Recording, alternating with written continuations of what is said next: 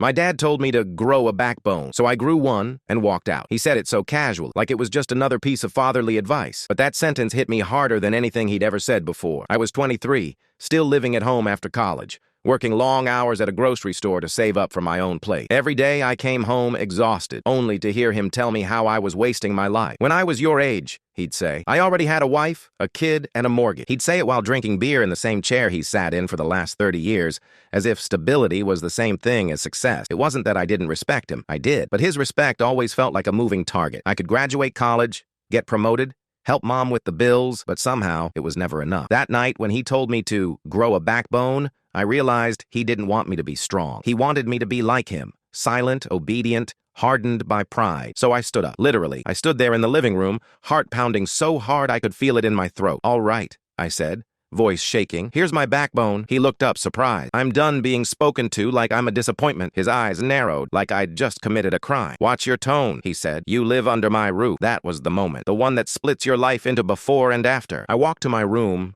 grabbed my backpack, threw in a few clothes, and left. No yelling, no dramatic slamming door, just quiet steps on old floorboard. My mom followed me out, crying. He didn't mean it like that, she said softly, but we both knew he did. For a week, I slept in my car behind the grocery store where I work. I showered in the employee restroom before my shift and ate leftover rotisserie chicken from the deli. It wasn't glamorous, but for the first time, no one told me I was worthless. The silence felt like freedom. Then, one night, my phone buzzed. It was a text from my dad. Didn't raise you to be a quitter. I stared at it for a long time. Then I typed back, you didn't raise me to be brave either. I had to do that myself. I didn't hit send right away. My hand was shaking, but I finally did. He didn't reply. Not that night, not the next day, not for weeks. I thought maybe that was it. Maybe I'd lost him for good. But 3 months later, I got a call from my mom. She said he'd stopped drinking, started walking every morning, even cleaned out the garage for the first time in years. A few weeks later, I went home for dinner. He didn't apologize. He wasn't that kind of man. But when I walked in, he stood up and hugged me. No words, just a shaky breath against my shoulder. Maybe that was his version of saying,